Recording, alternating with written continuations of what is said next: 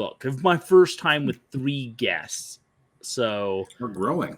We're growing. It's we're John's big. first time in a menage a trois. You know, it's just that might be true. He's an experience. We're trying to be gentle, but Extra French. Okay, so yeah, I had my mic on and the computer audio was also picking me up. Chuck, I'm sure you're familiar with the myriad of headaches of audio sources. Before we dive into Mork Borg, and we're going to just dive in, I just want to real quick mention this game, Orc Borg.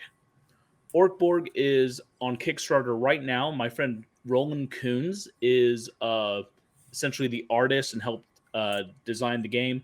It is obviously compatible with Mork Borg. It is orcs, and I don't mean like Final Fantasy orcs. Final Fantasy doesn't have orcs. I don't mean D&D orcs. I mean 40k orcs. No, I don't mean Warhammer Fantasy orcs. I mean Warhammer 40k orcs crashing into Mork Borg on a rock with chain swords and guns and all that. So that's on Kickstarter right now. Go and back it.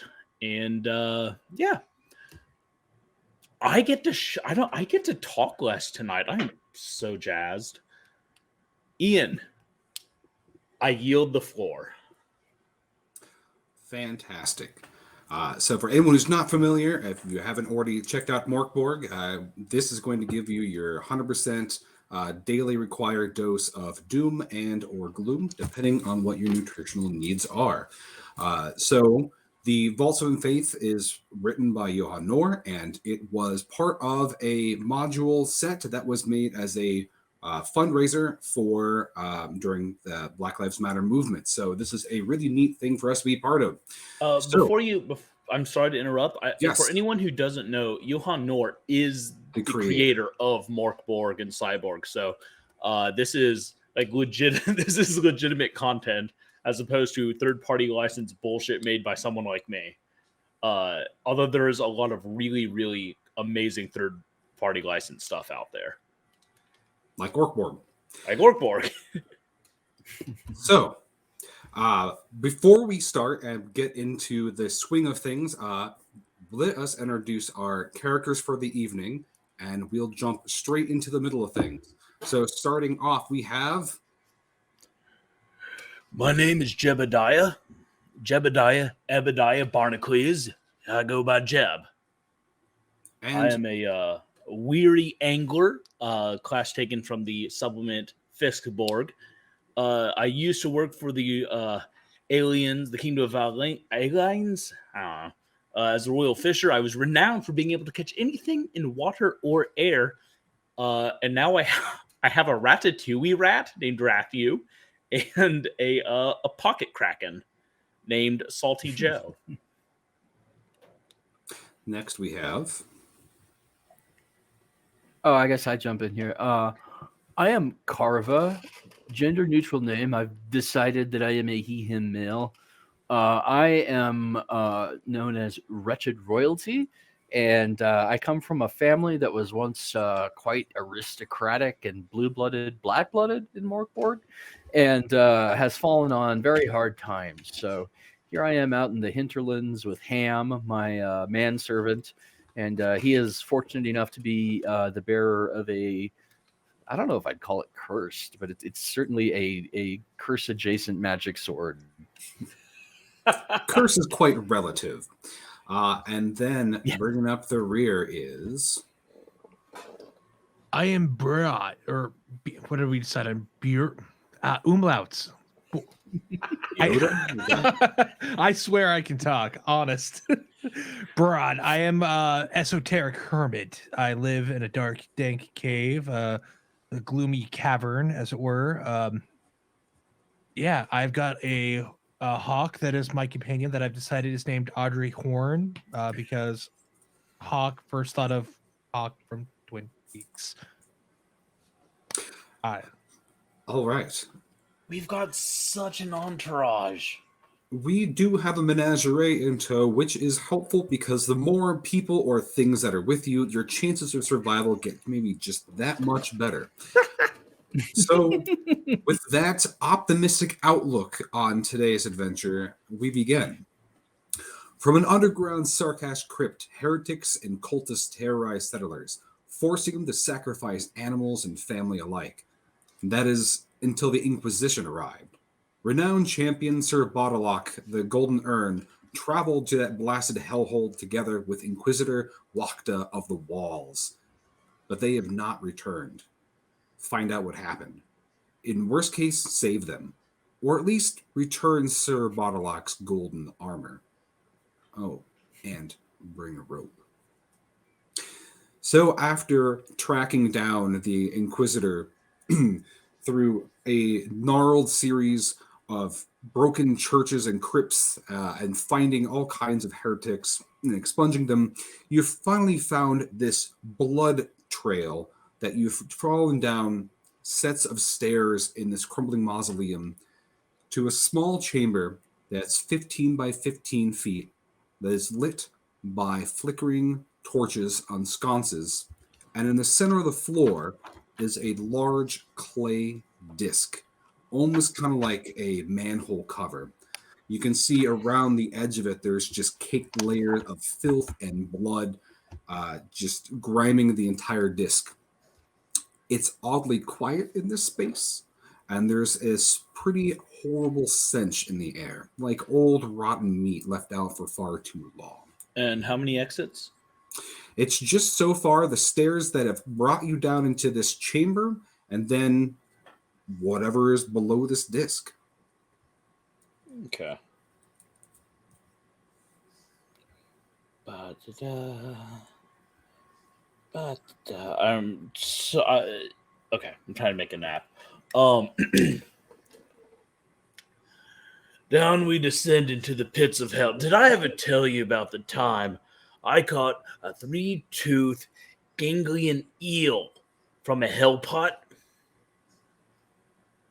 That sounds like an utterly tawdry blue-collar tale. Thank you so much. Why would there be eels down there? I'm going to tell you something, my friend. There are eels fucking everywhere. If you find a hole, there's an eel in that hole. I've seen many holes, but I have not seen many eels. Then you ain't looking right. Anyway, in my estimation, an inquisitor is kind of an eel. They're adjacent, one might say. On that much we can agree.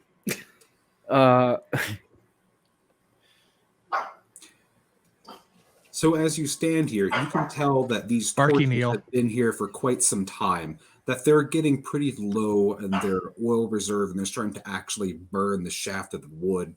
You can see that they're like oil tracks from where they've hung on the walls for a long time, as if people have been replacing them over time, but they haven't been replaced in quite some time. And I'm sorry, the blood trail is going down down.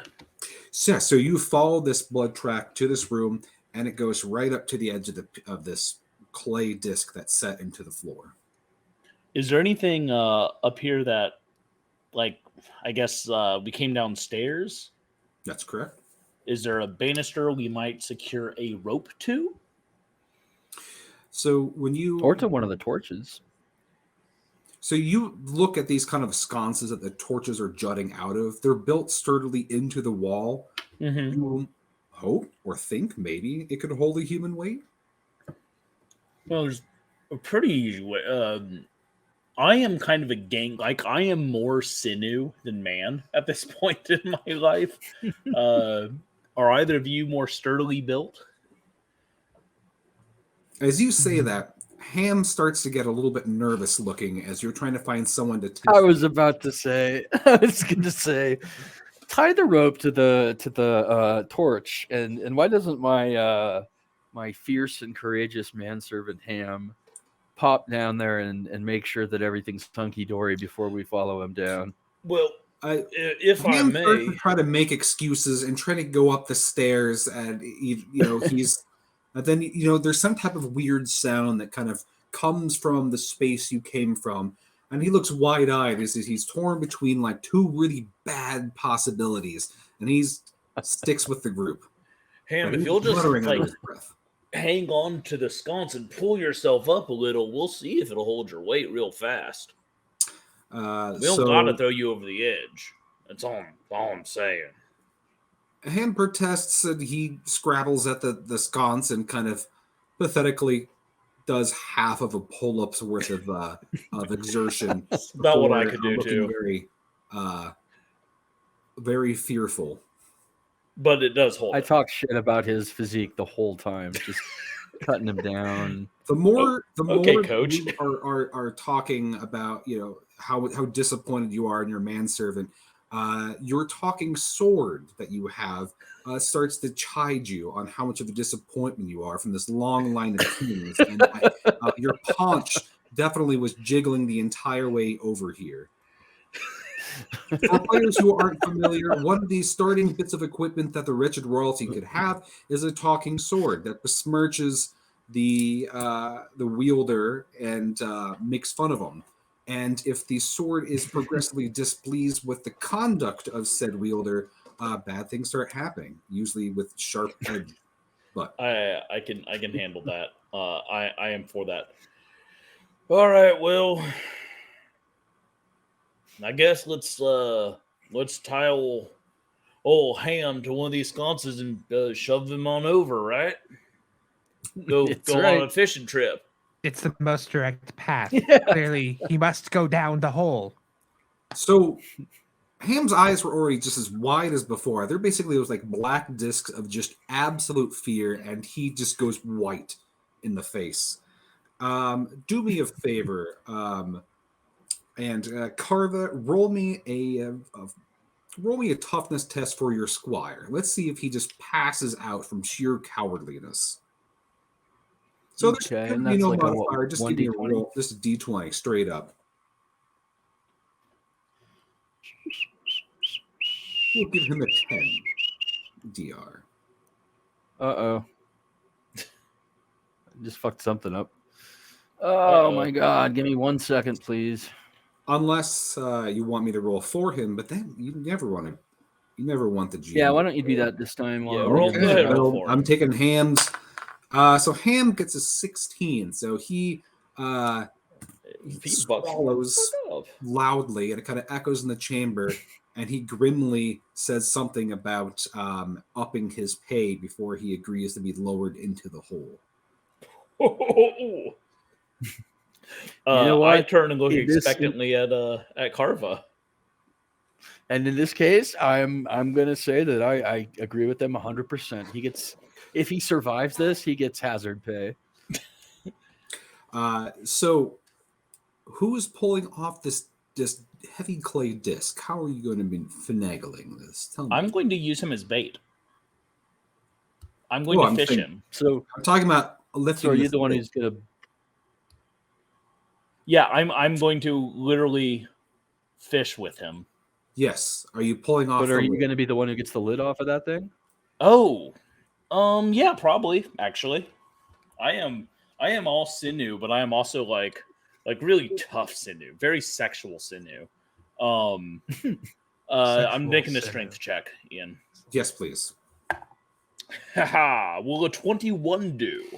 Absolutely. You dig your fingers into the grime around the disc, and you single-handedly pull it slowly over the hole. It makes this grating sound as you pull off, and immediately just this blast of fetid air just buffets you right in the face, goes up your nostrils, and it's of just definitely decayed meat, charnel pit, just the worst kind of smell that you could imagine, and it starts just to cling to your skin. It's dark below the hole, and in fact, it almost looks like there's no lighting whatsoever down in that space.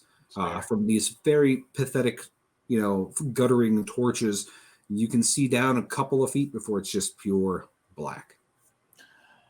Well, I think what I will do is tie the rope to old Ham there, hand him a torch, and kind of like wrap the rope around my arms, grab on, like, all right, get on. Ham locks you in the eyes, Carva, and he says, "That number, double it." And he holds his torch, lights it on the wall, double it, and you start to lower him down the hole. As soon as he is past the lip of the hole, your man needs to shut his hole while he's in that hole, man. Damn, talk too much. Servants. You let him get away with that? What do you even pay him? I'm sorry, what was that? I was inquiring as to, like, is it peanuts? Is it insects? Actual money? Bits of fabric?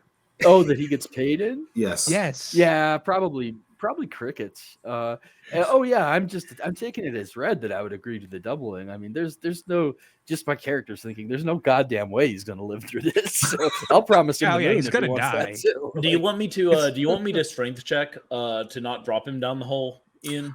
Are you anchoring him to the sconce? Actually, no. I'm just I'm bracing myself against the hole, Okay. and Then go ahead and make me a strength check.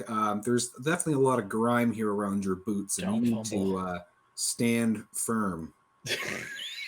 Sorry. Someone in the chat said he gets paid in holes. Yeah. Yes, double All right. it. All right, that's an 18. This hole, the next hole. So as you're going down, you can hear like Ham muttering like to himself, saying like all the things he's gonna buy after he gets like his 4 gold pieces or whatever,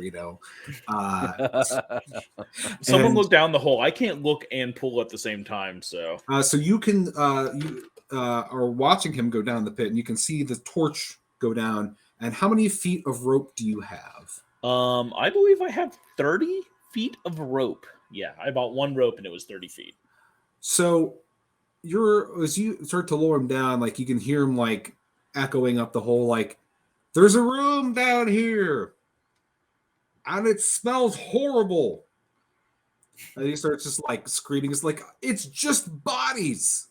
It's piles of bodies." Well, Human or I go ahead animal? and oh yeah. What? Yeah. Human or animal bodies? You have to be more specific. So he's like, "Yes, it's both." So I'm dangling like 6 feet off the ground, and there are 2 exits to this. I'm sorry, you said he's dangling how many feet off the ground? 6. Okay. And I'm out of rope for lowering him? Yes. Well, look and see if the Inquisitor's down there. You see his body? What does an Inquisitor look like? Well, he's dressed in goddamn gold armor. Kind of hard to fucking miss. God damn, where'd you find this boy at? I got him at the outlet store. It's hard to get good help these days on a budget. The manservant outlet store. He was marked as slightly irregular. Yeah. So, are you coming? Should I get off this rope so you can come down? Are you pulling me up? No, you go ahead and look around. Get off the rope, look around, see if you can find the gold. We're coming right down there. we're on our way. Triple the pay. Let go with the goddamn rope, or I'll start shaking it. Double is fine. So he struggles one-handedly untying the rope, and you see like the torch like falter a bit as he falls, and you hear him like this kind of wet squelching thud sound, and his torch goes out, and he starts to just scream. He's like, "I can't see shit down here," and he's just like, "Oh god, everything's just horrible," and he's just like it gets he starts like whining and squealing, and then like it gets quiet for 1 second, and you can hear Boss, I think something's moving down here. Ugh. I don't think we should go down there, guys. Hold on, buddy. We're coming. Really easy for him to tell if he didn't let I his don't think we torch go should. out. What? Yeah, Oh, Oh, fuck. I'm not in favor of following him down there, you guys. But I guess we have to at some point. You I promised. mean, technically speaking, yes, and technically speaking, he does have my accursed sword. So, fuck, I should have had him leave it with me. Damn it! All right, well, all right, give me one of the torches, and I guess that if the sturdy fisherman can lower me down, I guess I'm going next. All right. I will lower Carva. So Kept that. Carva, as you're going down the shaft, you can see like the walls of this. What grade are we in? The walls of this You said shaft. shaft. The walls of this shaft are completely specked with gore and viscera, and just you can see like old dried rivulets of blood that's caked everywhere, as like things have been thrown down this pit for a long time. I guess I should have asked this before I went blasting down it, but how How'd you wide come up? is this thing? So this shaft is like about 4.5, 5 feet in width, in diameter. Okay, all right. Well, that puts an upper limit on the size of. Well, I guess if they're feeding it from above, maybe. But anyway, sorry. Continue. So you can see as you're like lowering yourself down at the edge of like the light of your torch, you can see like Ham is like pale white, wide eyed, just like trembling. He's like struggling with the scabbard's clutch, like the to like get the sword out, and he's like frantically looking around, like kicking, like, and you can see like this gore and viscera is up to like his lower chest. Awesome. So you get to the end of the rope, and you're also like 6 feet above him, above this pit. And make me a presence check, Carva. Oh, I'm gonna ask you to roll that for me again when I look over here. Let's see. My presence is +1. All right. So Whatever that is, +1. you're pretty sure like you're seeing a little bit of a ripple in the gore pit, for lack of better words. Like you're seeing something moving down. You're pretty sure it isn't Ham either. All right, I'm gonna call back up the shaft to my companions and say like, you guys better get the fuck down here. And at the same time, I'm gonna go ahead and draw the sword, which is, if I'm not mistaken, let's see, 1d6 chance to accidentally That's kill if me you or my disappoint the opponents, sword. yeah. And right now you're disappointing the sword as you're just dangling above your manservice. All right, I'm gonna drop worthless. down. You can't do the job yourself. You're pathetic. This is why your kingdom fell. All right, I'm gonna drop down and just hanging there. I'm gonna drop down and join poor Ham on the ground down there. And you're pretty sure, like, as you like jump down there, the last thing your sword says about time. You immediately just squelch up to you about mid up way up your torso, and you can feel like shattered bones and just decayed meat. And it is probably the worst thing you've ever experienced in your life. Ham is just absolutely beside himself, and he clings to you pathetically. And he even holds up the cursed sword to you in case you want to draw. Was it Eureka? All right. So up top, are you guys coming down? Yep. Who's next? Chuck, are you going down next? I guess that would make the most sense, not to metagame too much, but my strength of -2. Yeah, I'm not gonna volunteer to to hold What's the you worst up. that could happen? But then there is the notion of like, you're just gonna stay up here and let us go down there and find them, aren't you? You're I not would- coming down with us. Why would I ever do that? There's eels down there, boy. Go on down. Eels. Very, very well. I would, I guess, let you lure me down. I don't think I'm gonna get to use my small wagon. This isn't. I had high hopes for that wagon. All right, so how small is the small wagon? I don't know. I didn't look up the stats on a small wagon. Would a small wagon fit down the hole? Should we bring a small wagon with us? Well, It I don't. looks like I think you could it probably let us float put a atop the wagon in that corpses. hole, but would you be able to get it all down all those flights of stairs and things that you've done? I mean, it's in my That's a good inventory. So All right, I hear and adjudicate this now before, and we'll go forward with it. Is this like a radio flyer kind of That's like? exactly what I was just thinking. No, because seriously, like that would be sufficient. You're a I hermit. want it to be. You wouldn't have like an ox cart, you wouldn't have like a. So if you want it to be like you're hauling your Dollar General shopping cart, not Target.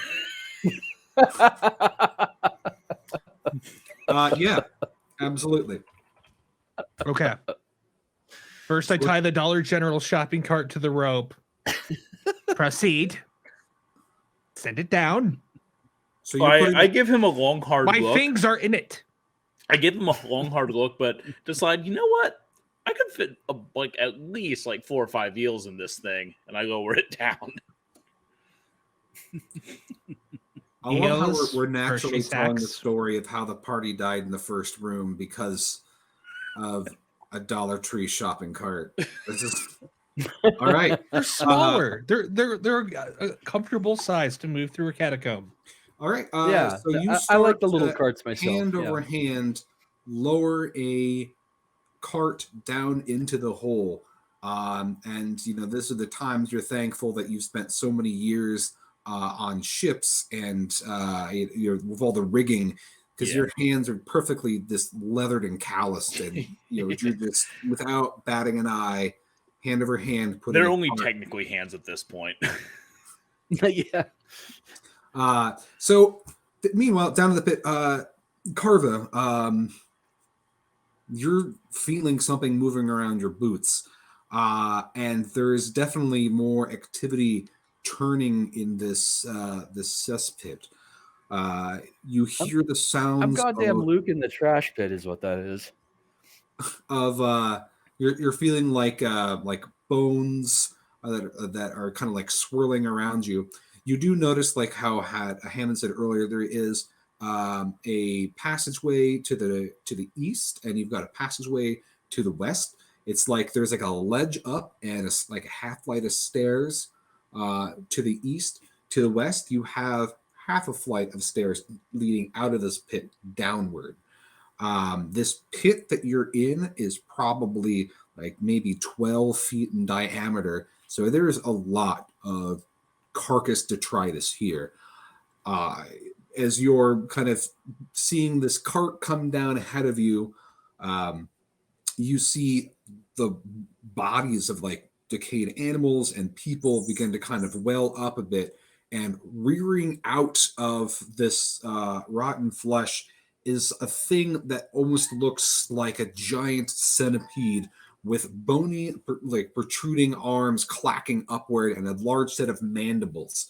It makes a keening, shrill whine as it kind of just distends its mandibles open, and you can see within it there's like rows of like rending teeth, and it fixes its like bug eyes on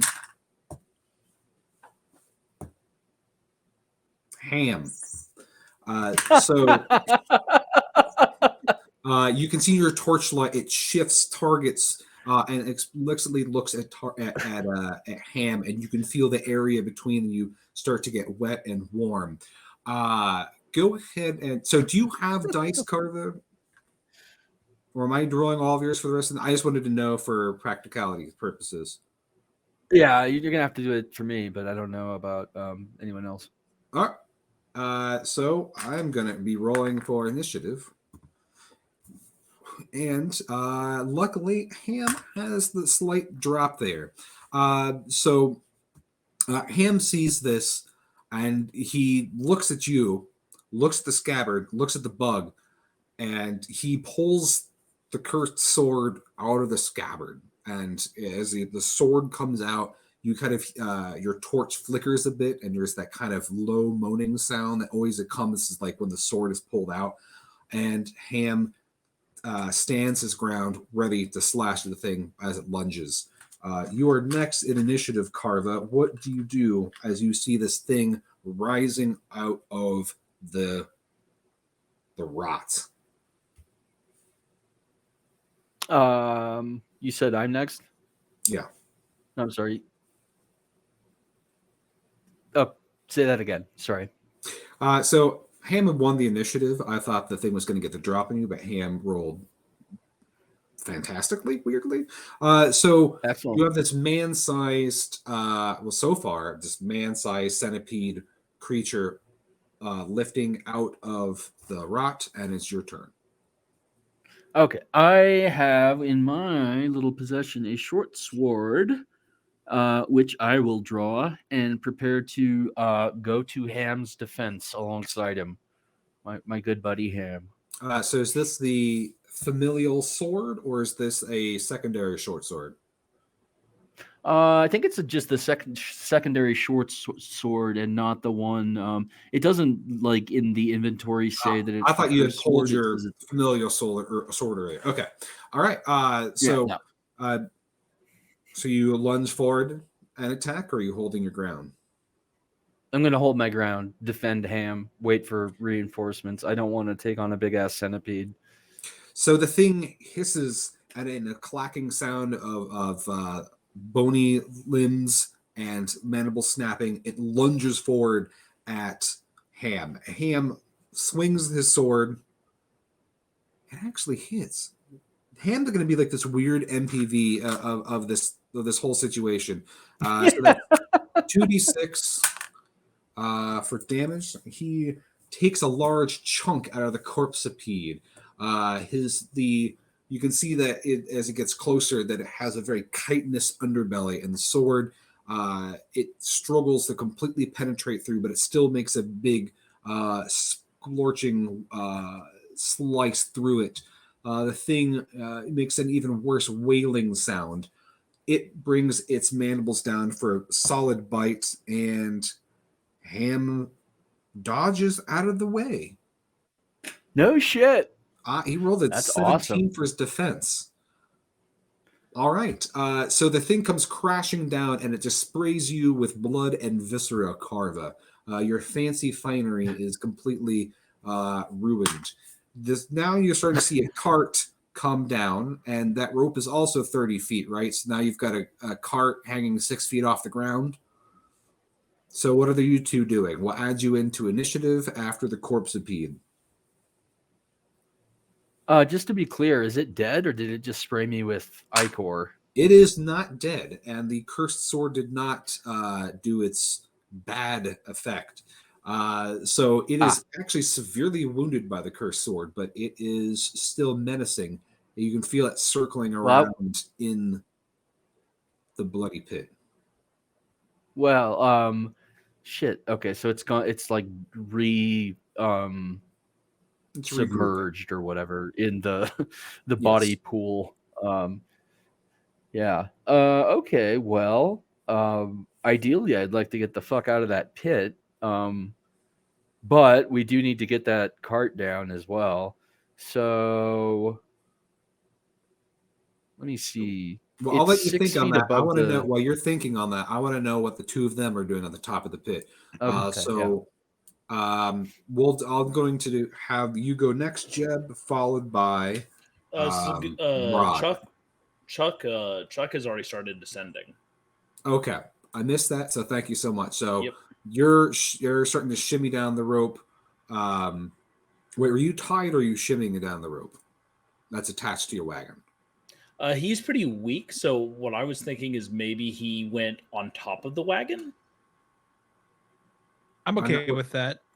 It's not too far from what I had in mind. So Is that what you want to do? Because then I'll adjudicate how that's going to work. Yeah, I'll go with it. Okay. So I'm no you're reason to still fight doing it. this manually? Like Yeah. you're handing. So you're going to I'm make a. very strong. All right. Also, my well, character is too. All right. So Jeb, I need you to roll me a strength check because you've been lowering down God's green earth. Let's see if it'll pick that up. I'm disliking it. All right. Okay. Look, I just want to point out, everyone.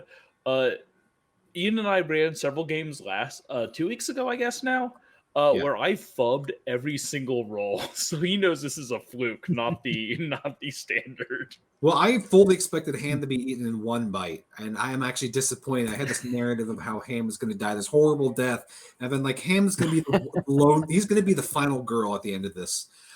So He really is. You Hey, dig McBady your Hendricks. shield in, and you treat this as if there was a ship bucking in a hurricane at night, and you are able to just lower this down steadily. So at the end of next round. Broad, you'll be able to jump off of it. You can use your hawk if you would like to deploy your hawk, or you can retain your hawk until you're down at a safer place to monitor it. Ian, as soon as he gets down there, I'm going to tie the rope off on a scone, having Salty Pete help me out.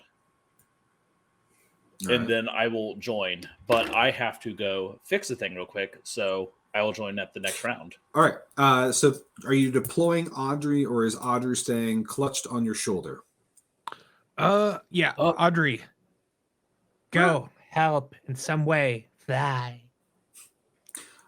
So Ham is searching around frantically for the corpsipede, watching movements, and Andre just kind of like lands on his head, just waiting for the thing to surface. So talons digging into flesh, and both of them are on high alert. All right, so top of the initiative. So at the start of next round, Broad, you could jump off and join the fray. I just adjudicate is going to take that while to be lowered down. So top of the initiative is Ham. So Ham feels something moving, and he takes his sword and he thrusts it down vaguely in the direction of where the thing is. The sword penetrates through what looks to be like a third of a 2-week-old horse corpse, and lodges kind of in some ribs, and Ham struggling to free the sword. Carva, what do you do? I'll strike. Well, the short sword. I don't know what the reach on that bad boy is. I didn't look it up. Fuck it. I'm gonna just try to keep the thing off Ham for the time being, because my man's is turning out to be the MVP. So I'm also going to stab in the direction that he stabbed with the short sword, just seeing if I can't at least like poke it. All right. It's so weird being a GM and rolling dice in Mork Borg. It feels wrong. So I'm going to outsource this to Broad. So Broad, I'm going to have you roll for Carva. It's going to be difficult because you're stabbing blindly. So that is a target of 14. What did you roll? I rolled a 17. All right. So you shank down with your sword, and so you've hit something that moves and bucks with your thrust. So roll me 1d6 damage there, Brad. 1d6. Two. And Carla, you feel that you're like dragging your sword across it, but you're not feeling it purchase or puncture into it. You must be like stabbing into its armored underbelly. But you've definitely have kind of found it. And with that, it immediately pops back up, spraying everyone with gore again. Nice. Audrey shrieks as new quarry is found. I'll have Audrey act next round. So the corpsipede turns And he's going to go to the nearest target, which is now you, Carva. The thing launches out at you, so I need you to roll me a defense. So that means, Rod, you need to roll me a d20, and we're going to figure out if you're able to make your defense roll. 11. 11. Do you have what's your agility modifier? Hold on, I can pull up your character sheet. My agility modifier is -2. Yeah, I'm evidently not very agile. Well, that's what you Too get much money, for you know? sitting on the throne for so long, eating all of those pastries and not exercising. So the Ham thing brought them to me. He leaps made them. down. I didn't want to hurt his feelings. So this thing leaps down upon you. Now you have a shield that is part of your equipment. I will assume that you had that up. So the thing bites down on you. So you can either do one of two actions here. You can either have the shield soak a point of damage, or you can have it shatter and the attack will be negated. I'm going to go ahead and have it negate the whole attack. So you see the mandibles just absolutely crush the shield as you bring it up just in time, and you can see like behind its mandible, like there's like a bulging sac, and the fragments of the shield are just covered in like a green sticky fluid from its mandible. So that was probably a pretty wise choice. The thing still kind of rears up and kind of towers over you intimidatingly. So we'll do top of the initiative, starting at back at the top. We'll do so Jeb. So I'm basically doing this Jeb, Broad, Ham, Carva, Corpsipede. So Jeb, you're now going down the rope. Yep. I'm shimmying down the rope. So it'll take you this full round to get down to that level. Okay. Broad, you're seeing Jeb come up from above you. You're on top of the wagon, and Audrey's below.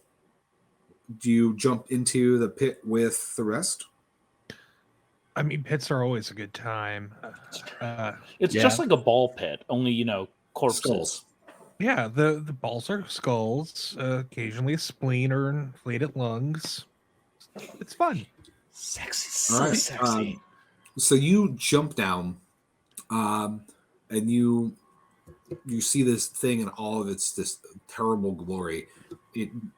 It's got bony legs and big mandibles, and it's a horrible sight. Can So I my yell something real quick? Yeah, what? I was going to yell up at Jeb and be like, hey, I think we found your fucking eel. That's more like a lice, actually. It doesn't smell. Still like good it. eating if you can get to it, though. So, Broad, so you jump down, and if you want to make an attack on the way down, you can, or you can try to get to one of the exits for safety. So am I doing just me or me and Audrey? Yeah, you'll be doing you and Audrey. Okay. So yeah, I would jump down, pulling out my short sword, and also do we think Audrey would have seen you said there was a green fleshy bit? It has some type of like venom sac that's behind its mandible. Okay. I mean, hawks have good eyes, right? That's true. Right? That seems like a target for a bird. You could give the command. I mean, You want to make your attack and then have Audrey? Yeah, sure. We can do it that way. Okay. All right. So, I would jump down, laughing awkwardly, and attack you with my short sword.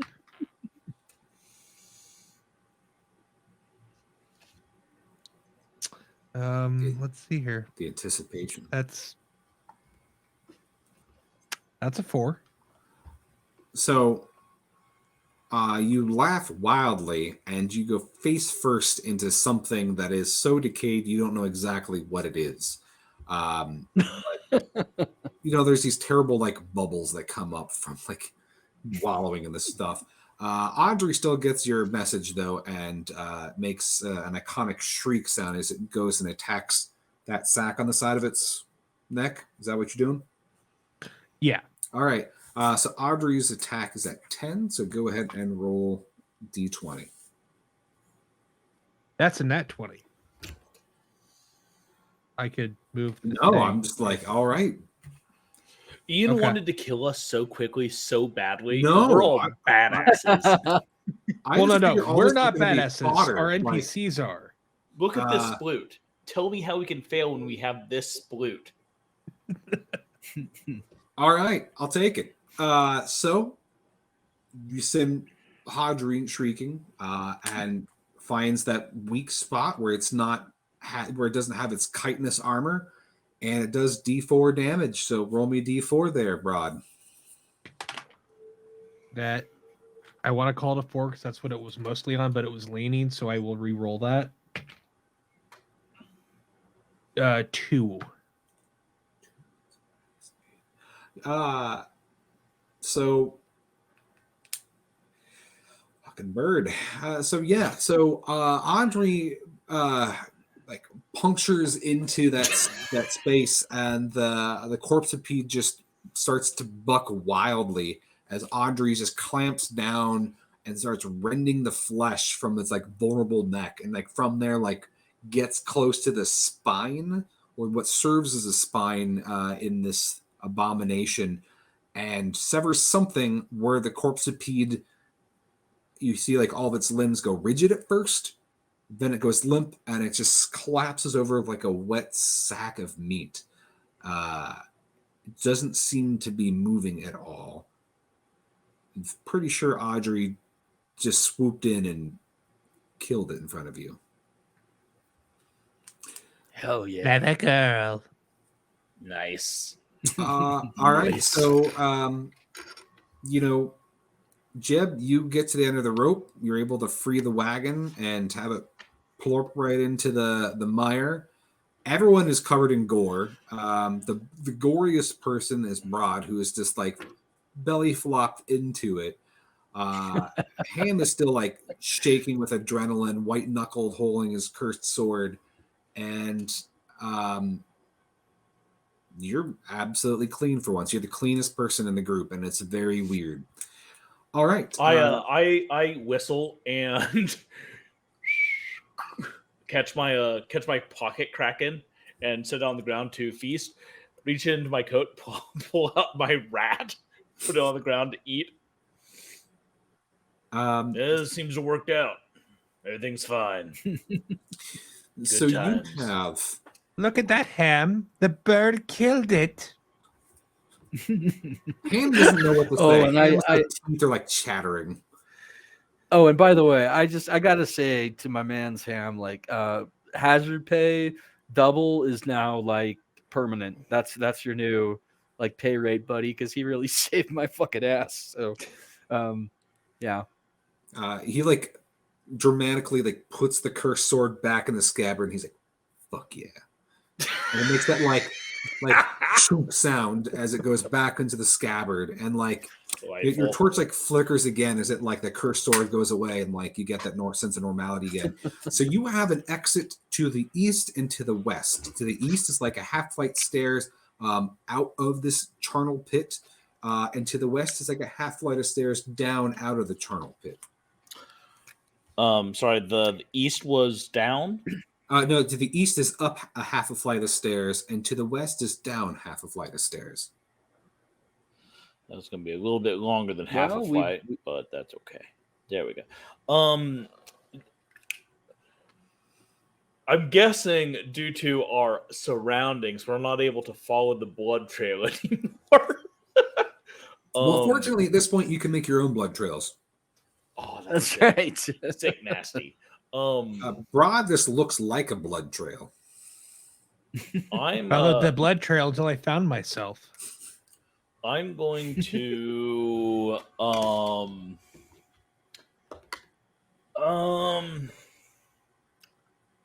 do I want to do? I'm going to start I'm going to gather up all my critters all my secrets, if you will, and start tromping Fine. towards the Keep your secrets. yeah. They're critters from the That's sea, funny. and So I said, fine. Keep your secrets. I didn't hear you. Now it's awkward. Oh, okay. I was We- like, we I'm made- making a Lord of the Rings reference. We made the same joke, and then I ruined it. So welcome to the podcast, everyone. Yeah. Now, Fun note. now you're blooded in. Fun note for everyone. This used to be a comedy podcast, Wait, much to our chagrin. really? Yeah. Awesome. Now you're the joke. That's Uh, how so iTunes which- chose to categorize. I'm going, us. but don't know. I start heading purposefully towards the west, towards the downward stairs. Leave the cart. What? So, Leave the cart. After all the trouble of bringing it down? Can you jump 6 feet in the air?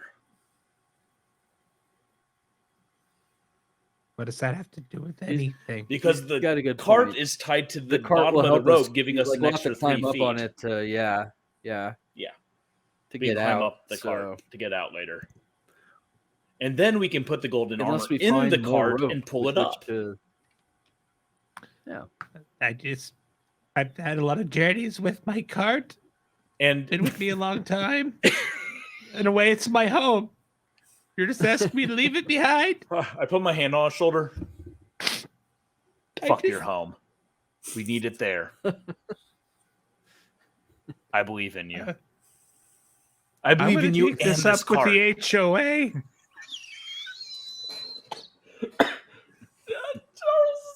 Brad, as you look up at your cart, like you see like those two very familiar knot holes in the wood look particularly sad and forlorn at you.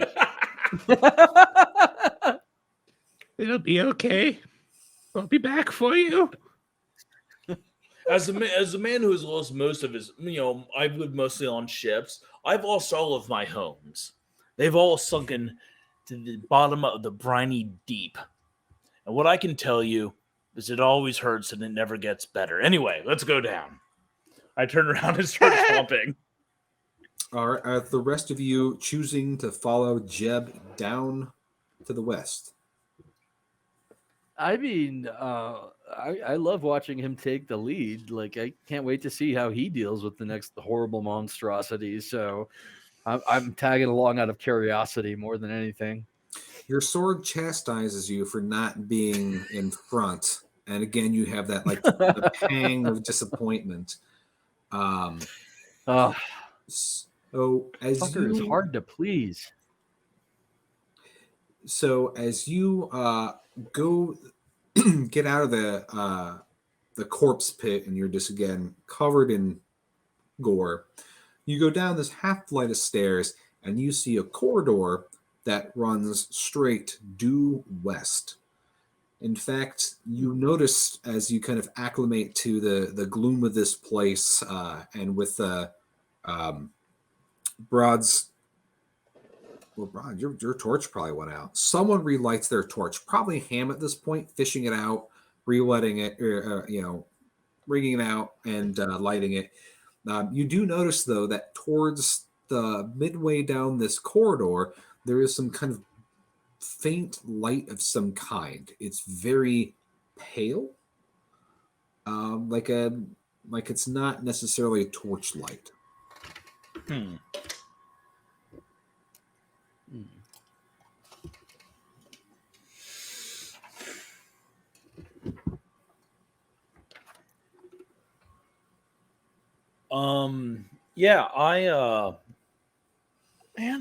Yeah, I'm going to try to figure out where the light's coming from. So you say that probably distance is a little bit hard to tell. Probably maybe 40 feet down this corridor. You see, sounds like you're wanting to head in that direction. Yeah. Yeah, I do. So you see that there are torches on the wall, but instead of being illuminated with flame, they're illuminated with like a very odd ghost light, like very fine white smoky light that doesn't seem to burn the torch but gives off a very faint glow. It looks like Neat. this corridor opens a little bit into a wider space, and from your vantage it looks like you're looking down into a chamber, like the corridor is almost like a little gangway over a chamber below. So you have torches on both sides of this of the corridor in this section. Almost it kind of bulges out, and there's a space below, and the corridor still continues due westward. Okay. I I pause and gesture to the torches for my companions. You ever seen anything like that before? To which, me being, wretched royalty, I'm going to say, no. We had real torches in the family. Months. Thank you very much. Well, I saw something like this on the Moaning Sea, an area of the ocean filled with very horny ghosts. Their ghost ships were lit by such torches, if memory serves me. Filled with eels. Anyway, I'm going to kind of walk out onto the gangplank. They're kind of testing with 1 foot before I put weight on it. So it holds. It looks like it's not quite wood, but whatever it is quite sturdy. As you look over the edge, you see that there is almost like an ornate room, as if there is molding around the edges. At the center of the space, there is a large mirror.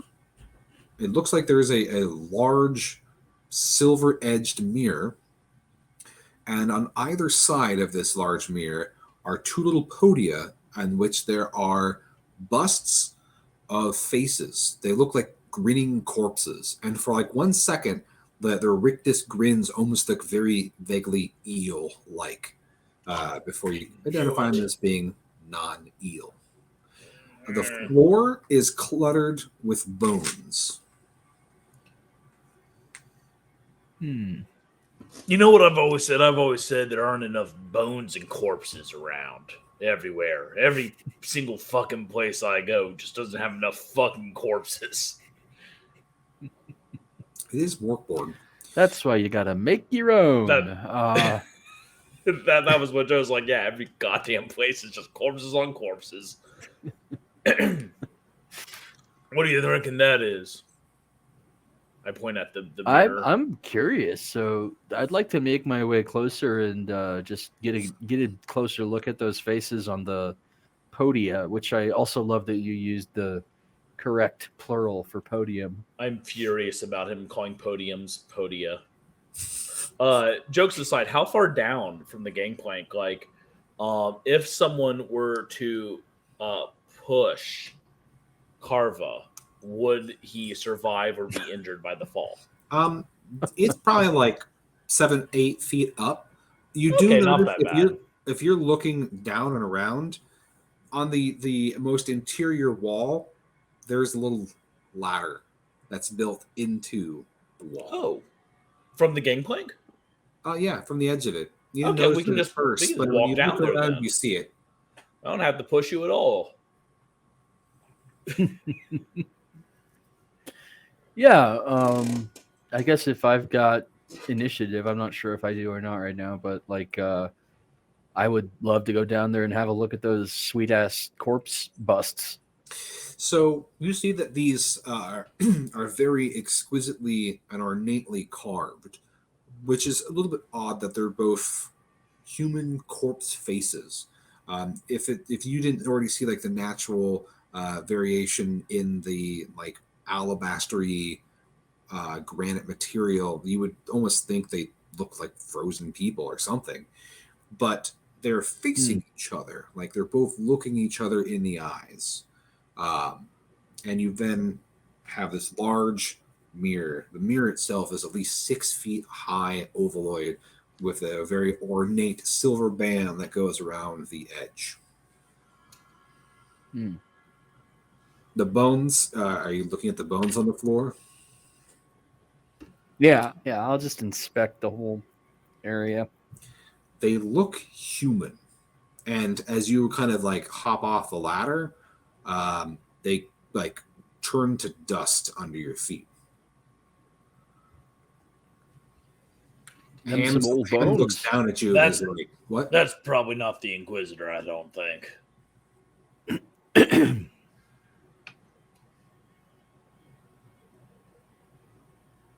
Anything you want Were you to saying do, something Carla, about or Ham? no? Say it again. Oh, Ham's just watching. I said, were you saying what you're doing? Oh, okay. I'm going to be very careful not to look into the mirror. So like I either keeping my back to it or just like keeping my eyes on the ground or whatever. And like I think that's about all the information we're gonna get out of that bad boy. I mean, looking at the bus, is there any like symbols or anything other than just like creepy ass art about them? You know, it's been a long time since you've been to art class in your formatory days, part of your royal education. You don't see anything of significance since it's all probably below you. What you do know is that looking at these corpse busts, they would look real fucking sweet in your throne room.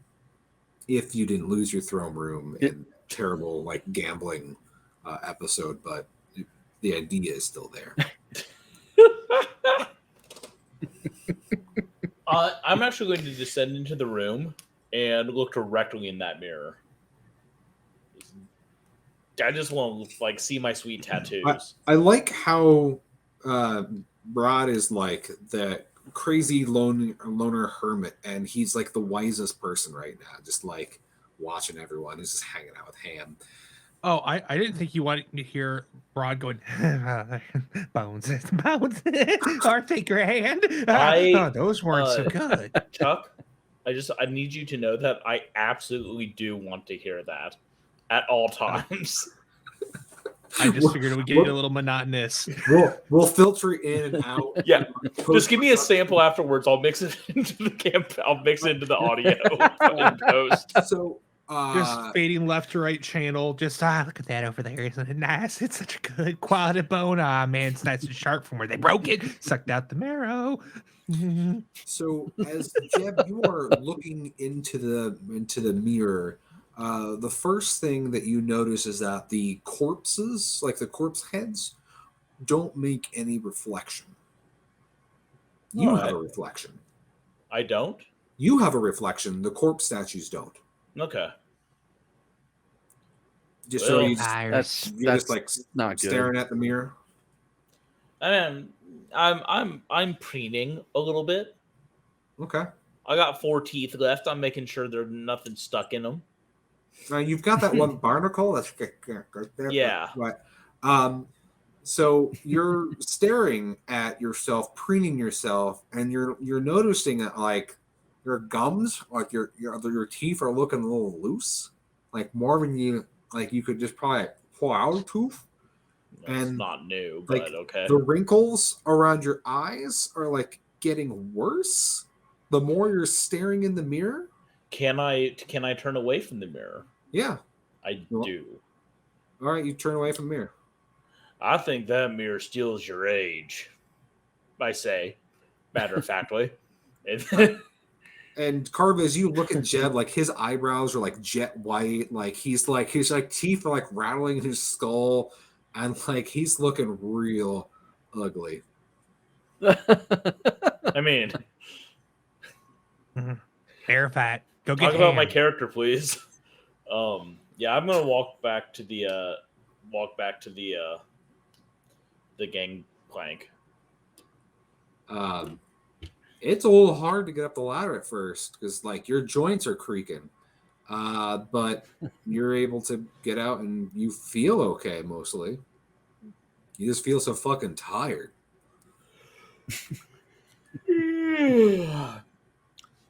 Well, yeah, I'm getting the fuck out of that.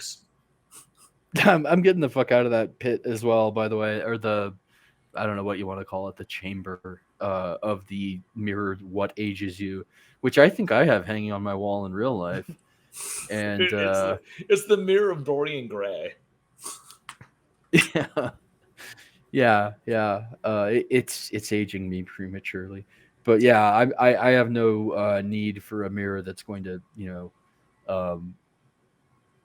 trying to think of what was the I guess Last Crusade me, and turn me into some sort of melted effigy human. No, thank you. So the corridor still extends to the west, and at the edge of these kind of ghostly lights mixed with Ham's torch, you can see that another like 30 feet or so down this corridor, it looks like there's stairs going downward.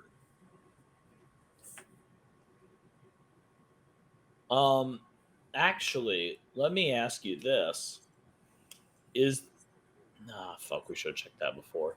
Is there any blood on these stairs? Is there like a big bloody mess here as well? Um,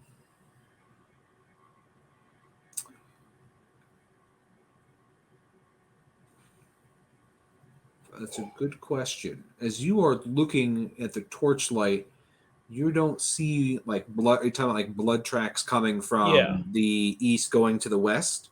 Yeah. No. Okay. Well, Well, now I'm wondering if the stairs in the other direction had them. I mean, it's Well- just half a flight, right?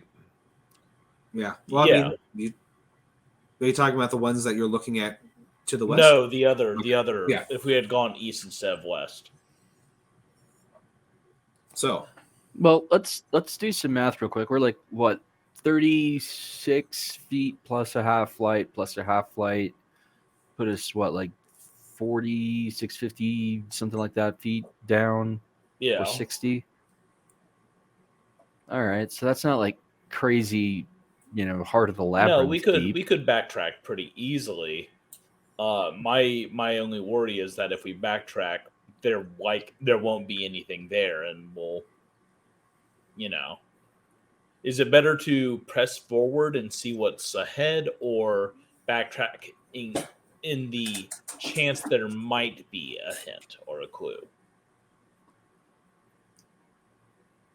I mean, I don't know. years of video game logic But say that you're going to wind up backtracking eventually.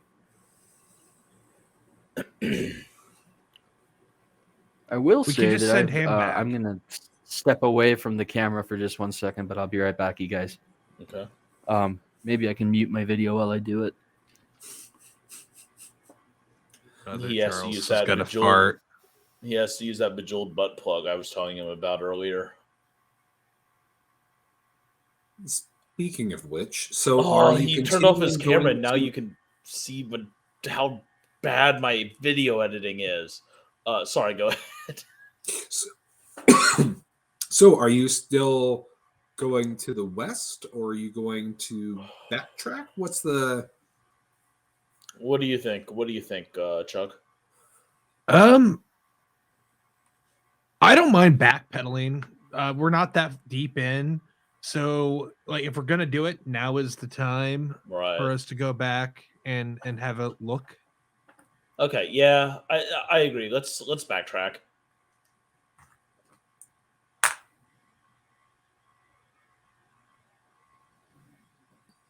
Okay. Sounds good.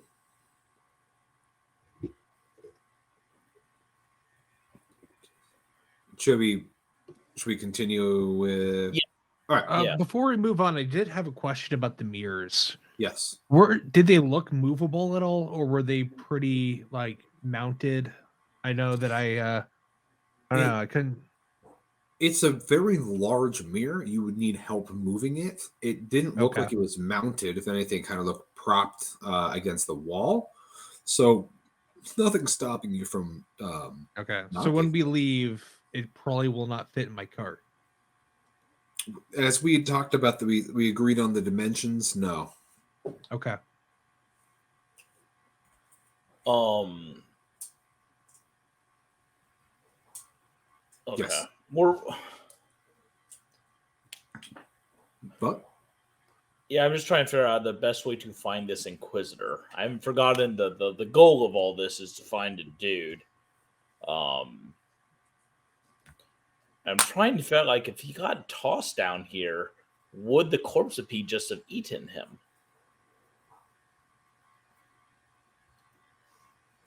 I don't know. Would it? Would it, John? Yes. All right, figured it out. Let's go. No. All right. Well, I don't want to keep our hungry viewers waiting. Fantastic. Nope, no, we don't. Yeah. If someone has to step away for a bio, we'll just do that and we'll keep playing. I wore my most absorbent pants for you guys. Oh, yeah. I mean, I'm just sitting above a bucket. So, like, if anything happens, it's like a kiddie pool situation down here. Efficiency at its finest. Like, I'm on the top floor of my building, so if I were to just cut a hole, like, into the it's not your problem. below mine. Speaking of which, Carla, you'd missed. It sounds like the rest of the group is wanting to backtrack before things get too much further. So that makes sense. Sure. Yeah. So you start heading back that ways, back over the gangplank, towards the corpse pit, and over the corpse pit. Then heading up the stairs to the east. Who's in point? I am not in point at the moment because I'm old and broken. So I can understand Audrey, right? So if I were to just be like, Audrey, go check for blood. Go over there, see if the trail leads the other way. I got to know that real quick. Just in the double quick. Just go ahead, zip on down, and zip on back, and let me know. What are you telling her to look for? Blood. Oh, blood. Yes. The trail. Ox can track. So Audrey will fly down and fly back a few minutes later, and she, in her kind of clicking, shrill voice will tell you, blood.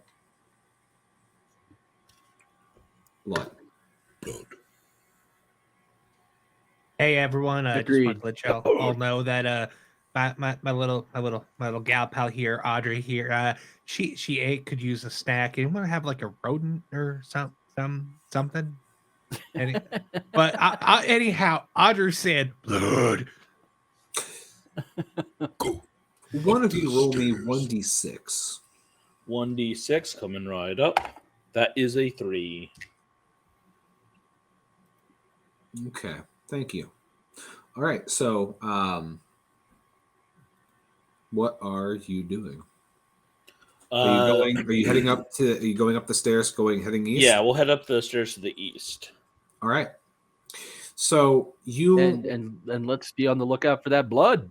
So immediately there's blood. There. In fact, you can see that there are bloody footprints going up this half flight of stairs and going down this corridor. This corridor extends for 40, 50 feet, it looks like. But what you've noticed immediately is that towards this, as you're going down this corridor, you're seeing in the distance, there are corpses. Oh, corridor extends about 40, 50 feet, and it looks like there's a half flight of stairs down into a chamber, but there are corpses already in immediate visual inspection. So Audrey was telling the truth. All right. Well, I mean, the bloody steps are the best bet we have, though. So I say we follow this. And keep on keeping on, y'all. So who's taking point? What's your marching order? What? I'll take point this time. Your sword with Ham cowering behind me. So Ham is next to you. Who's next? I'm bringing up the rear. My knees hurt. So that puts you in the middle, Brad. So Carla, as you are you are traversing this corridor. You see that this first corpse that you encounter looks like their head has been caved in. The figure is wearing like Hmm. dirty, foul like robes, almost like a really rough Hessian, and it's just its head is just splattered against the wall. Further from that, you can see that there's this half flight of stairs down, and it's a small chamber, maybe 10 feet across, and then across after this 10-foot chamber, there's another half flight of stairs up and another corridor. In a different time, it almost feels like a conversation pit or like a small meeting area. But as you look down this half flight of stairs, you see that there are like 4 or 5 just other mangled corpses. Some that looks like they've been stabbed all the way through. Some that have been bludgeoned, but they're all wearing just these kind of same coarse robes. At the center of this, against the north wall of this room, there is a flight of stairs leading straight upwards, and there is just more blood that looks like it has ran down these stairs. And make me while you do a presence check, but you're not rolling. Who wants to roll presence? I'll roll presence. Thanks. That was a 17. Well, you got an 18 then, because you had a +1 bonus. Oh, I added my. Oh, I'm sorry. my presence I meant rolling for Carva because he's. Oh, okay. Then I rolled a 16. All right, he got 17. Carva, so you're the edge of. Are you going down those stairs, or are you staying on the edge of looking down into that room? For now, I think I'm going to stay on the edge of it. From above those stairs, you think you're hearing movement, like slow, heavy footfalls coming from. You don't know how tall that flight of stairs is, but you're hearing heavy footfalls. What we stop for? Do you guys feel like throwing down with something with heavy footfalls? Possibly a giant something? Always. We already killed a centipede. True. It was Yeah. big. All right. Well, I'm going to suggest to the mystery gang that we make our way around the pit, because I've had enough pits for one evening. Thank you very much. And even if it's a conversation pit, and head up the stairs as quietly as possible. What do you guys think? It's fine for me. Fine by me. I will follow suit. So you're going down into this pit of a room, a small kind of chamber of a room, and you're wanting to go up the stairs where the footfalls are coming from, or you're wanting to go up the stairs from the opposite side of the room? The one with the footfalls is where the blood is trickling down too, Yes. correct? Correct. That seems like a winner to me. What do you guys think? Yeah, I agree. My body is ready. I'm here to receive you. So Carva, are you still in point? Yeah. I'm going to go ahead and preemptively draw my cursed sword, though. Actually, no, I'm going to wait, because that's on the draw is when I have to do the roll for the possible stabbing of the wrong person. So, yeah. Well, let's keep that you in a can sheet draw for the now. cursed sword now. You're going to stab accidentally until you make an attack. Okay, yeah, I'm going to go ahead and have it out and ready to go then. So you pull out the, Ham holds out the scabbard, you pull it out, and there's again that guttering of the torches for a second and those weird whispers. And so as you Love me a cursed sword. go up the stairs, they are slick with maybe not slick, they're tacky because the blood has been there for a while. It seems Nice. like tacky with blood and gore. More of these mangled, you're pretty sure at this point they're cultists, perhaps the same cultists that the Inquisition was here to dispatch. And from the top of the flight of stairs, you see like this flight of stairs extends a long way up, probably almost the same length that you came down on the rope, or even more. At the very edge of your torchlight, you looks like there's like a rock fall that blocks off the very top of the stairs. Hard to see without being up there, really having your torch up there. There's a landing, and you are seeing a figure coming down the stairs in rent and bloody armor. Person has Bless like me. a tabard over their armor that's just torn and mangled, and the person is supporting themselves on the walls. My cat is knocking things off the shelf. I'm just watching this cat knock over all of my favorite possessions, and I'm trying to like focus on like this figure coming down the stairs. What color is its armor? What? What color is the figure's armor? It looks more like it's like a chainmail material. Ah, okay. Oh, okay. All right. Figure I too thought has we'd on found a our- helmet that yeah. is like heavily dented. And it has like a broken visor. Like you can see, like there's like some type of heavy blow has mashed in the visor front a bit. Carva, since you were and you coming say- out with a cursed sword and you're covered in blood, the figure meekly pulls a sword from their side, and it looks like the tip of it has been broken off. Yeah. Nice. And they I'm lean gonna against kind the of like wall, panting heavily, holding the sword up. I'm gonna go ahead and like lower the cursed sword a bit just to take the temperature down and hail them, see if they're human / an ally, ask them what the hell they're doing down there. I mean, we don't know that they're undead, do we? So you put your We could sword assume. down, and well, you could tell that the person, like this thing holding up against the wall, seems like they're breathing heavily. So you're hoping that's a good indicator that they're not undead. But you've been fooled before. So it holds the sword still menacingly for a second, and then the thing seems to sigh and slowly, and it was like painfully put the sword back in its scabbard. And the figure returns your hail. The voice is muffled from inside the damaged helmet. But you're pretty sure the person says, "Well met." Yeah. Charles Eh? making friends in Mork Borg. That's right. Breathe in is to Not the live in. same sword shaped solution for every problem. So, yeah.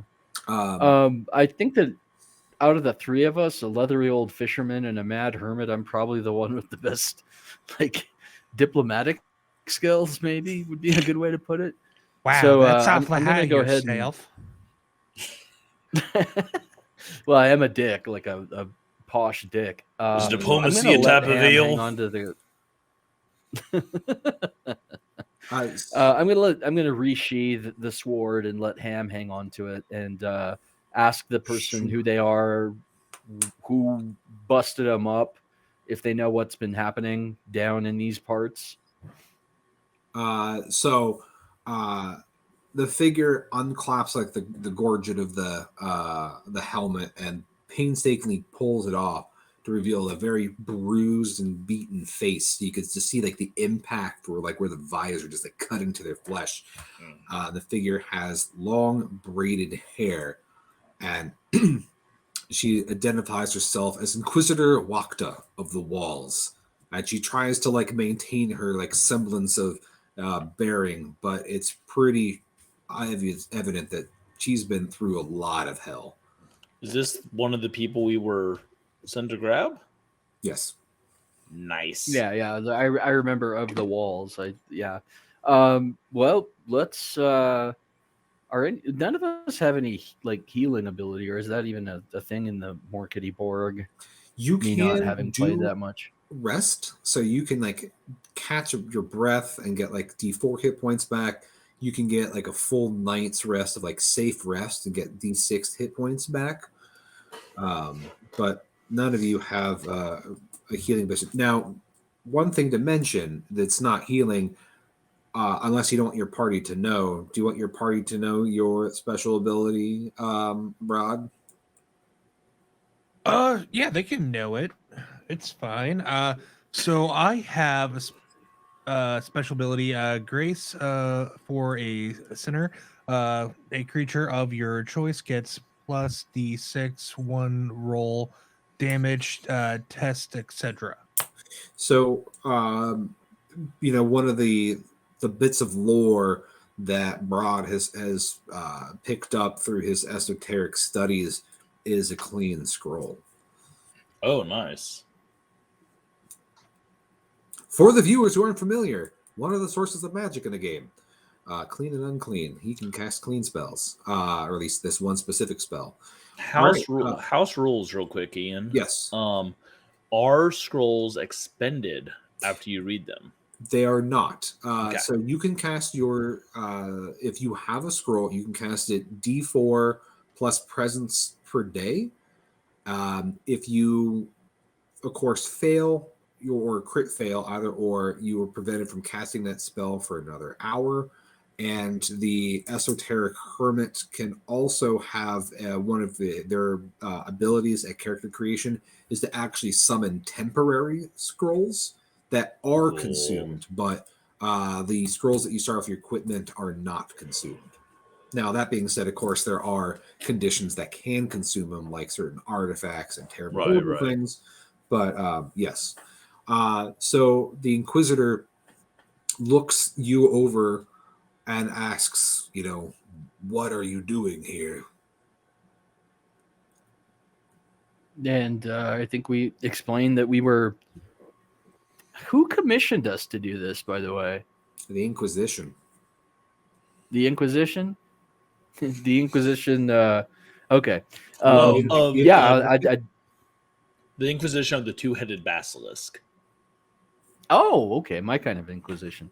I would tell her exactly that like the Inquisition sent us down to find her and recover her and or her party, and we at the very least would like to bring her back so she can check in with the authorities. At the very least, so we worried also about need to her. get the armor. Oh, We're yeah, very yeah, keen that's on right. the armor of your boss. They mentioned your boss and your boss's armor. She gives a gurgly, like throaty laugh. And she goes, the armor. So he's already dead then. I hate to presume these things, but ding dang wada wada bing bang. Yeah, I mean, well, yeah, I'm amazed you're not. It takes she clears her throat and spits like a goblet of blood on the wall. It takes a lot to take one of us down, but damn near these things almost did it. I've been holed up here for days. It's up here. Much worse than you think. No, we think it's pretty That's like bad. my catchphrase, IRL. To be fair, we do think it's pretty bad. Like, we weren't under the impression that it was like good. I like it here. It's pleasant. It's dark. Yeah. Cozy. Plenty I've got fluids. my cart. What you don't understand is what's here, what's been kept here. It's you're here. We're here.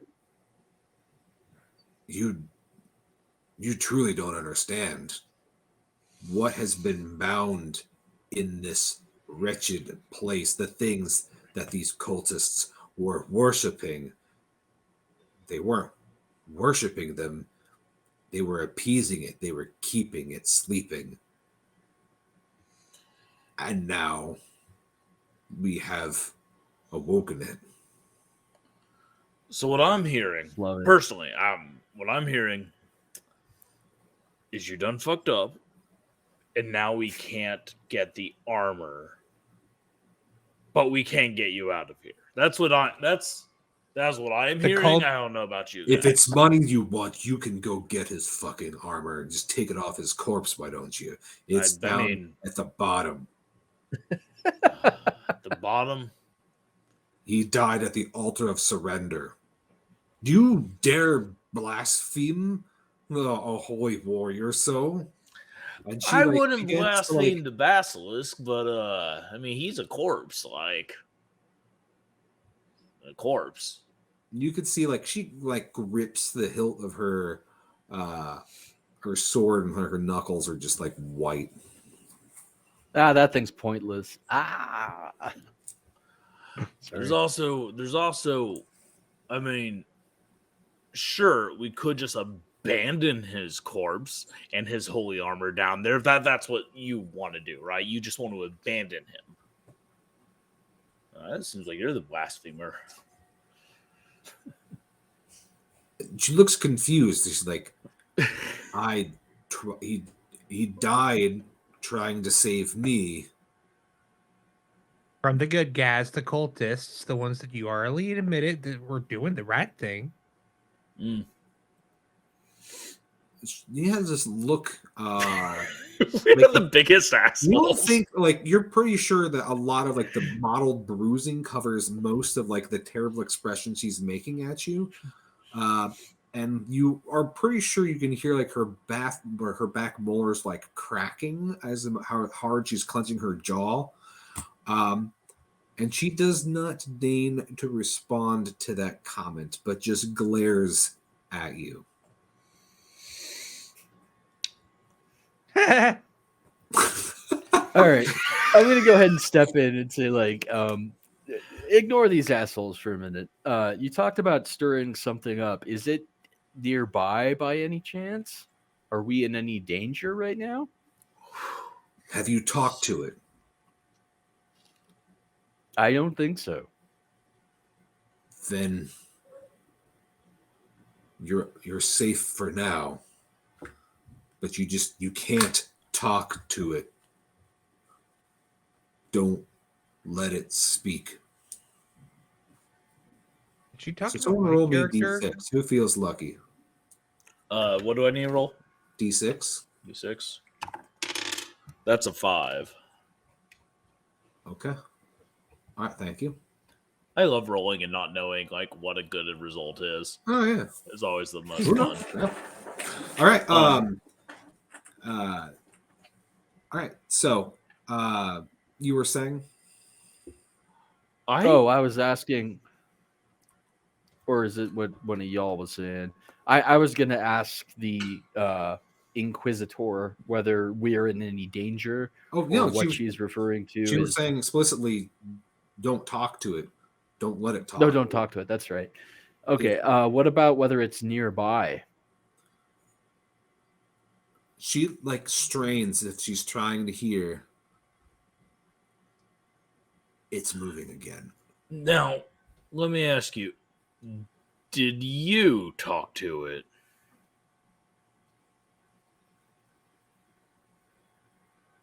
Yes. And if now, hypothetically speaking, if we were to get you out of here, would the fact that you spoke to our mysterious friend, would that endanger others that aren't here now? No. It can't. Well, let's go.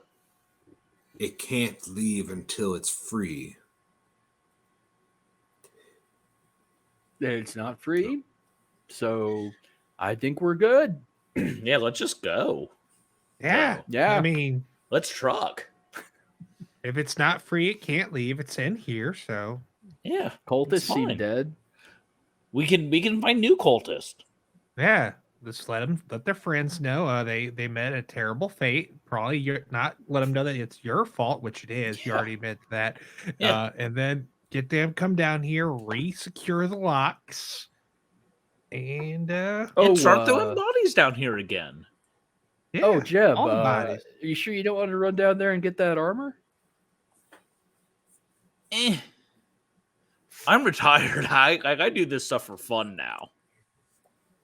So I don't even need the money. I have Social Security, which, by the way, Social Security in this world, not great. The Dying. dental leaves a lot to be desired. Were you retired before we came down here, or is it because you Yep. stared in the mirror? No, I was retired before we came down here. It's Okay. actually, it's literally on my character sheet. Oh, there we go. Literally on my character sheet that I'm retired.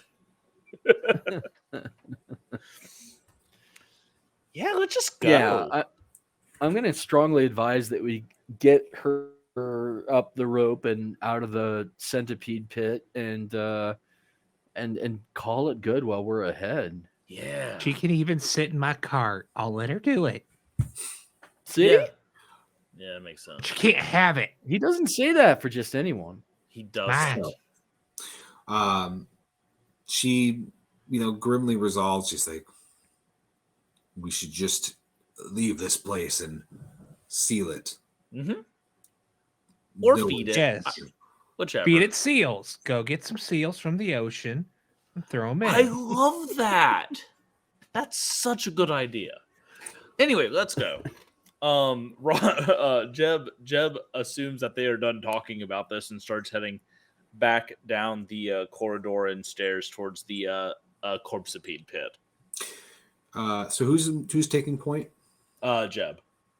All right, Jeb. Jeb, yeah. So as you head back to the corpsipede pit, you see that. So you've left the wagon hanging above the pit, but in the center of the room, it's preternaturally darker than it was before. You're not holding a torch, right? It's just basically ham and. I mean, I have torches. Well, I mean, you haven't been saying you've been carrying it around. I was just. No, I haven't been saying it. Right, and honestly, if the light is good enough for me to see where I'm going from ham, I probably wouldn't light one. Right. So there is something in this space, or at least from Ham's light, there's something almost like the sucking in the light. There's like an absence of light. And as the rest of you catch up to where Jeb is, floating above the corpsipede pit is a large, roiling, congealed ball of like smoke that just hangs. And the Inquisitor just points, as like jaw hanging down, and like points at it, like wordlessly saying, like, don't talk to it. All right. Then I would recommend we don't talk, but by crude sign language, some of it very crude, in fact. I advise her to get up the damn rope, and we'll follow right behind her. Mm-hmm.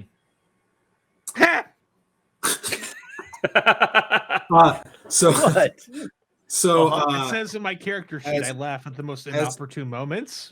As Broad like looks at the sphere and goes, "Wah!" like blood just starts like pouring out of Broad's mouth.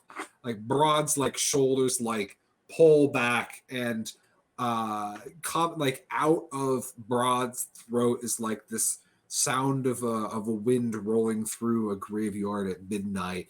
It's like this forlorn howl of like unfed dogs that just kind of intones out of Broad's body, and it says, "You shouldn't be leaving here now, not without freeing the others.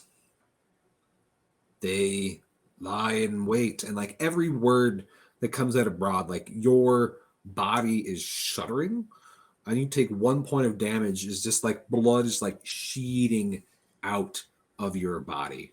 And you're like,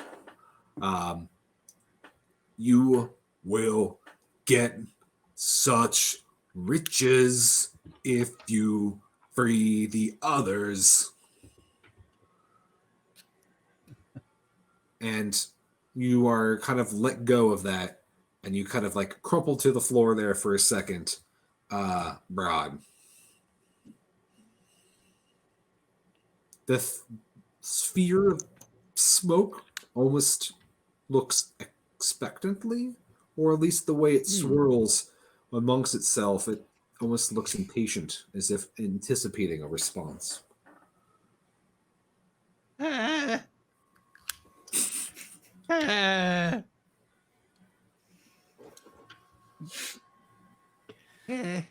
I have to push through the smoke to get to the cart?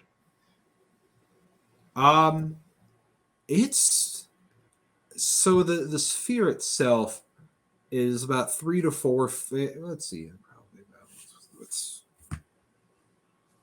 hard.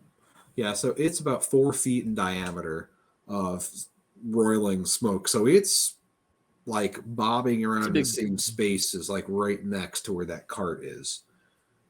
So like you can see like it's smoke kind of something's billowing over the side of it. For intention, Chuck, is that a involuntary just sound, or is that an attempt at communicating with the thing?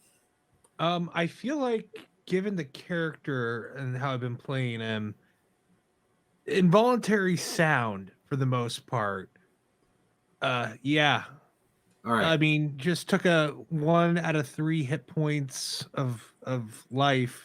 So yeah, that would just be like someone got smacked really hard, hot and is they're a just word. like, Hot is a word, so that's why. All right. So you are just beginning to trying to jump into the wagon next to this thing. Is that what the plan is? Yeah, that is my plan. All right. I guess you're. Yeah, I'm doing it. Like a running jump, or someone helping you into it? Well, so the rope is 6 feet. The wagon adds another 2. Right.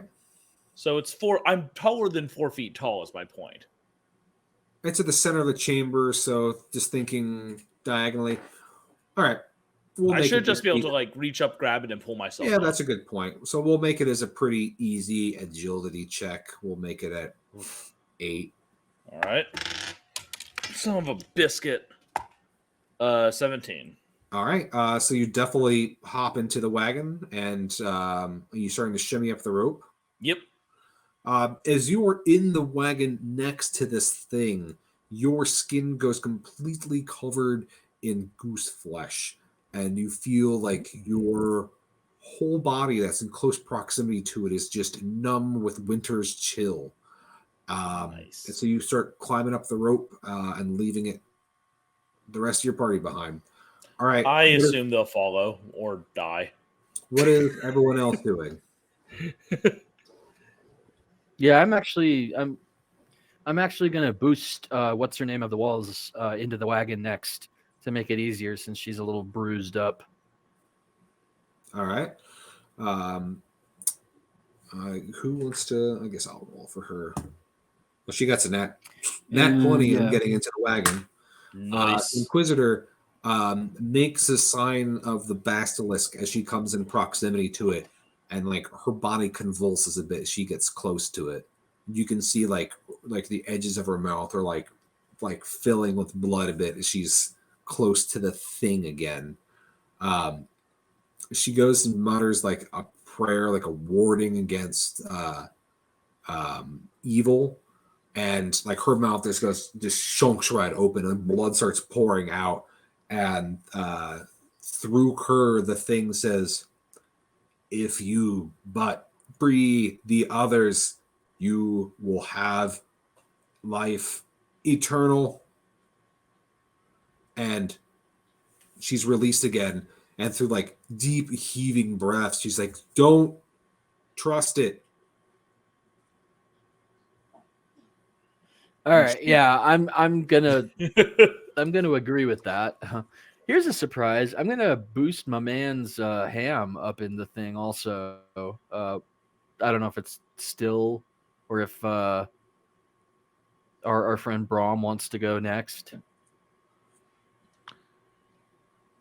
Uh, What?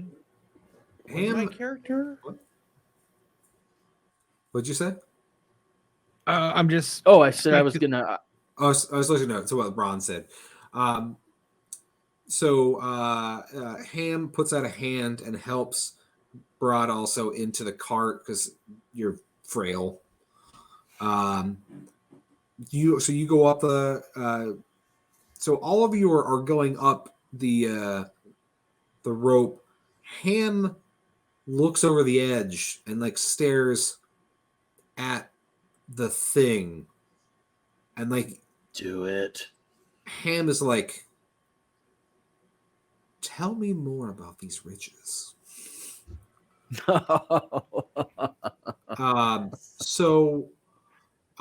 that, I mean, if you're able to get up the rope and back up the safety of the Inquisitive, and you've successfully 50% won the scenario as it were, and Ham stays behind doing whatever bidding of this thing for riches.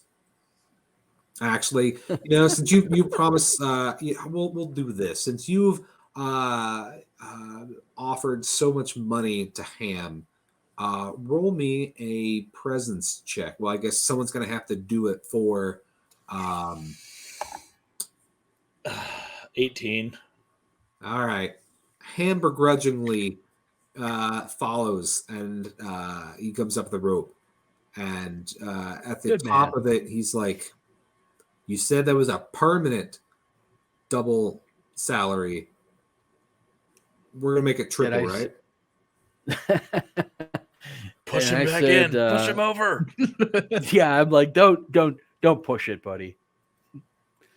Now he looks dead set. Like he's got a weird look in his eye. All right, fine. Triple it is. All right. Well, there you go, folks.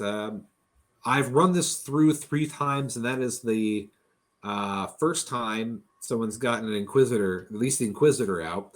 The second time I ran this, there's a random mechanism where things happen in the background, and the party that was running through it was very paranoid because they went through, saw the other things that were happening in the rooms that you didn't go into, and when they started hearing something descending down the staircase, which was the Inquisitor, because one of the things that happens, like the Inquisitor leads her hidey hole, they set up an ambush. So literally, Inquisitor came out of the stairwell, and the whole party just like butchered her. And then they realized, oh shit, this is the person we're here to rescue. Like, one person like stabbed the Inquisitor and is like, oh god. So I fully was thinking, awesome. Oh man, this might happen again. So congratulations on getting the Inquisitor out. Awesome. So, real quick question. I was wondering what the character motivation would have been since the Inquisitor had a reaction when we were trying to exit the rope. Since my character's laughing compulsion got him to spew bile and blood, would like why no? I don't know. Would you want to stay? I don't think my character would have, but and you're dying of a terrible plague, okay. And he's converting with outsiders. I just wasn't sure if it was some kind of like psychological like hold over things that the Inquisitor was able to be trained to fight. It's a good question. I had a pretty good inkling that if we just bypassed the shit-talking ball of smoke, there's not much it would be able to do to us. Like if we didn't. So like, here's a fun thing kind of related to that conundrum. In Japanese ghost stories, we talked about this on our episode about yokai, I think, John. Mm-hmm. But there's often like a way to get out of the situation. Like there's always if you don't answer the ghost's question, it won't kill you or something like that. Yeah. You know, there's like a a workaround, I guess you'd call it. And this had the feeling of that to it a little bit.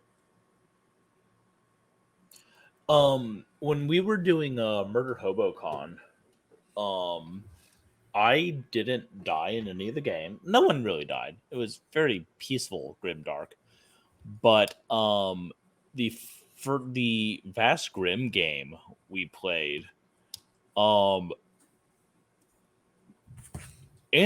I think in one of your games too, like the party was just like, well, shit's fucked here. Let's out. Peace. Yeah. And just like y'all just leave. Yeah, we just leave, man. Like fuck this place, fuck this noise.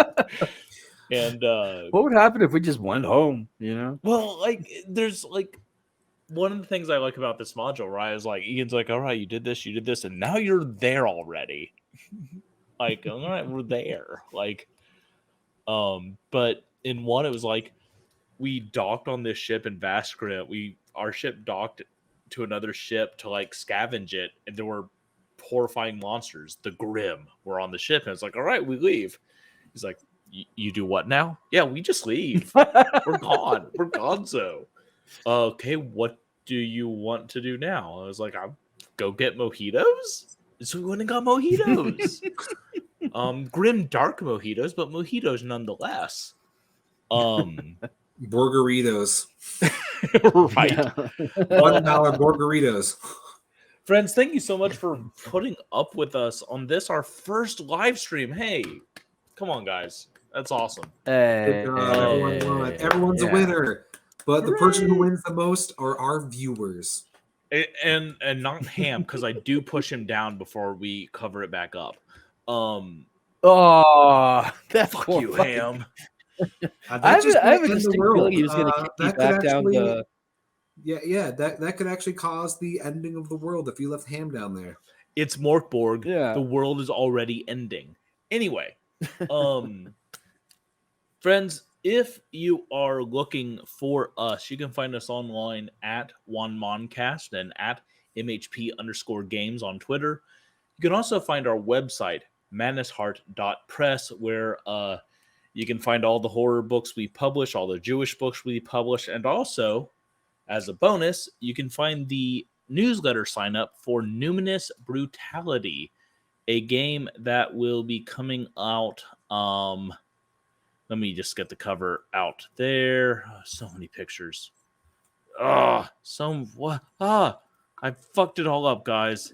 There we go. Numinous Brutality, which the crowdfunder will be dropping sometime in August. We hope. If you are looking for me personally, as opposed to the podcast or the company, you can find me at Kaiju Poet on Twitter or at my website, www.kaijupoet.com.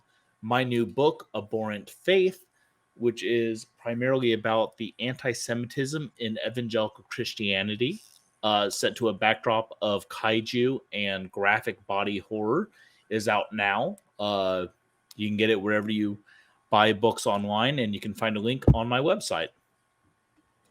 Yeah. And if you're looking for me on the vast wilderness of the internet, best bet is on Twitter at CRBernard, or you can go to tinyurl.com/Charles R. Bernard, all lowercase, which has like the big annotated list of all my stuff.